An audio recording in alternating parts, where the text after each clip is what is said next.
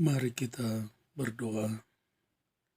Damai sejahtera Allah yang melampaui segala akal akan memelihara hati dan pikiranmu dalam Kristus Yesus.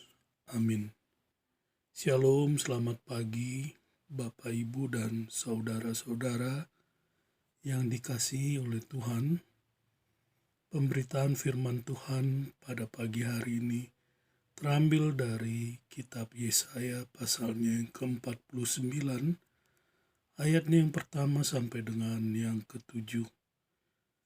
Kitab Yesaya pasalnya yang ke-49, ayatnya yang pertama sampai dengan yang ke-7. Demikianlah firman Tuhan. Dengarkanlah aku, hai pulau-pulau, perhatikanlah, hai bangsa-bangsa yang jauh.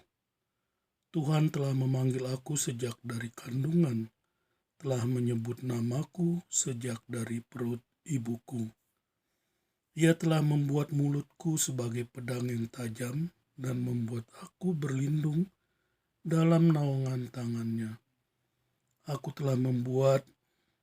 Ia telah membuat aku menjadi anak panah yang runcing dan menyembunyikan aku dalam tabung panahnya. Ia berfirman kepadaku, engkau adalah hambaku Israel, dan olehmu aku akan menyatakan keagunganku. Tetapi aku berkata, aku telah bersusah-susah dengan percuma, dan telah menghabiskan kekuatanku dengan sia-sia dan tak berguna. Namun hakku terjamin pada Tuhan dan upahku pada Allahku. Maka sekarang firman Tuhan yang membentuk aku sejak dari kandungan untuk menjadi hambanya, telah mengembalikan Yakub kepadanya, dan supaya Israel dikumpulkan kepadanya. Maka aku dipermuliakan di mata Tuhan, dan Allahku menjadi kekuatanku. Firman-Nya terlalu sedikit bagimu hanya untuk menjadi hambaku, untuk menegakkan suku-suku Yakub dan untuk mengembalikan orang-orang Israel yang masih terpelihara. Tetapi aku akan membuat engkau menjadi terang bagi bangsa-bangsa, supaya keselamatan yang daripadaku sampai ke ujung bumi. Beginilah firman Tuhan penebus Israel, Allahnya yang Maha Kudus. Kepada Dia yang dihinakan orang, kepada Dia yang dijijikkan bangsa-bangsa, kepada hamba penguasa-penguasa, raja-raja akan melihat perbuatanku, lalu bangkit memberi hormat, dan pembesar-pembesar akan sujud menyembah, oleh karena Tuhan yang setia, oleh karena yang Maha Kudus, Allah Israel, yang memilih engkau. Demikian pembacaan daripada firman Tuhan di pagi hari ini. Bapak, Ibu, dan saudara-saudara yang dikasihi oleh Tuhan, bagian firman Tuhan ini merupakan nubuat tentang hamba Tuhan yang kedua. Bagian pertama dari nubuatan tentang hamba Tuhan yang pertama ada di dalam Yesaya pasalnya yang ke-42, ayat yang pertama sampai dengan yang ke-7.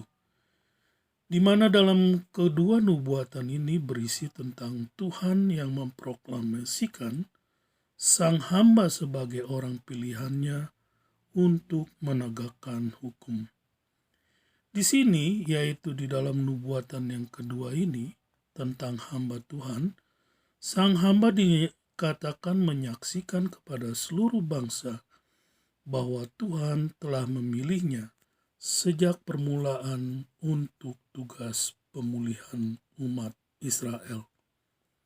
Pedang yang tajam dan anak panah yang runcing merupakan senjata yang ampuh di tangan seorang pahlawan. Ungkapan ini menggambarkan bahwa sang hamba pasti berhasil dalam melakukan tugasnya. Bapak, Ibu, dan saudara-saudara yang dikasihi oleh Tuhan, paling tidak ada dua hal yang bisa kita lihat dari pernyataan sang hamba tersebut. Yang pertama, dikatakan sang hamba diidentikan dengan Israel yang menjadi tujuan dari pemberitaannya. Hal ini diungkapkan oleh Yesaya di ayatnya yang ketiga. Sang hamba sekaligus mewakili Israel untuk tugas yang gagal dipenuhi oleh Israel sendiri. Tugas Israel ialah menjadi kerajaan imam dan bangsa yang kudus. Pembuangan Israel ke Babel membuktikan kegagalan dari Israel dalam mempercayai Tuhan Allah mereka. Oleh karena itu, sang hamba menyatakan kekecewaan Allah atas kebebalan daripada sikap umatnya itu. Walaupun demikian, sang hamba tetap menerima panggilan Tuhan tersebut. Yang kedua, jangkauan dari panggilan tersebut memang sesuai dengan apa yang menjadi panggilan bagi Israel pada mulanya, yaitu menjadi saksi bagi seluruh bangsa di muka bumi. Tetapi yang menjadi masalahnya ialah Israel sendiri yang mengeksklusifkan karya penyelamatan Allah itu bagi bangsa-bangsa dengan menolak melihat bangsa-bangsa di sekeliling mereka sebagai tujuan misi Israel. Di ayatnya yang ketujuh bukan bagian dari kesaksian hamba Tuhan, melainkan suatu ucapan Tuhan untuk meneguhkan sang hamba. Pelayanan sang hamba akan penuh dengan kontradiksi. Ada yang menolak dan ada yang menghina dia. Namun tidak sedikit yang menerima dan menyembahnya. Semuanya itu ada di dalam kedaulatan Tuhan. Bapak, Ibu, dan saudara-saudara yang dikasihi oleh Tuhan, melalui uraian firman Tuhan ini, maka kita dapat menyimpulkannya sebagai berikut. Nubuatan tentang hamba Tuhan ini sesungguhnya telah tergenapi di dalam diri Tuhan Yesus yang adalah Sang Mesias atau hamba Tuhan yang dijanjikan itu. Dialah Israel sejati yang sekaligus mewakili mereka di dalam menggenapi panggilan misi Israel bagi bangsa-bangsa.